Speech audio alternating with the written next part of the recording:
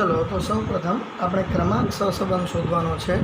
તો બંને ક્રમ આપેલા છે તો સૌથી પહેલાં લિસ્ટિંગ, ત્યારબાદ જે ક્રમ આપ્યા છે તે લખશું RX એટલે ક્રિયાલે આપેલ ક્રમને લઈશું। તો તે છે આપણી પાસે 5 6 7 1 3 2 4 અને ત્યારબાદ નિશીએ આપેલ ક્રમ તો કે 5 7 6 2 1 4 3। હવે ડી એટલે આ બંને વચ્ચેનો તફાવત શોધશું। તો RXમાંથી RY બાદ કરીને લખશું 6 ઓછા 7 ઓછા 1 7 ઓછા 6 1 1 ઓછા 2 ઓછા 1 3 ઓછા 1 2 મળશે, 2 ઓછા 4 માઇનસ 2 અને 4 ઓછા 3 એટલે 1 મળશે।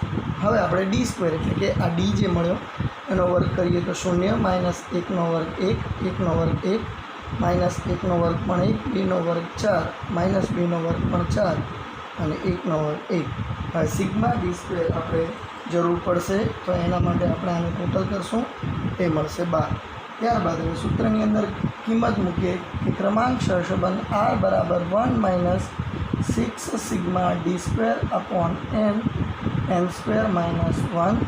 કિંમતો મૂકીએ 1 માઇનસ 6 સિગ્મા ડી સ્ક્વેર જે આપણને 12 મળ્યા તે મૂકશું ભાગ્યા n બરાબર આપણી પાસે 1 2 3 4 5 6 અને 7 લિસ્ટિક છે તો 7 વર્ગ ઓછા 1 1 માઇનસ 6 ગુણ્યા 12 જે આપણને 72 મળશે ભાગ્યા 7 વર્ગ 49 ઓછા 1 1 ઓછા 72 ભાગ્યા 7 49 ઓછા 1 આપણને 48 મળશે અને ત્યારબાદ 1 ઓછા 72 ભાગ્યા 7 ગુણ્યા 48 336 મળશે અને ત્યારબાદ 1 ઓછા 72 ભાગ્યા 336 આપણને 0.21 મળશે અને 1 ઓછા 0.21 એટલે કે 0.79 આપણો ક્રમાંક સહસંબંધ આંક જોવા મળશે।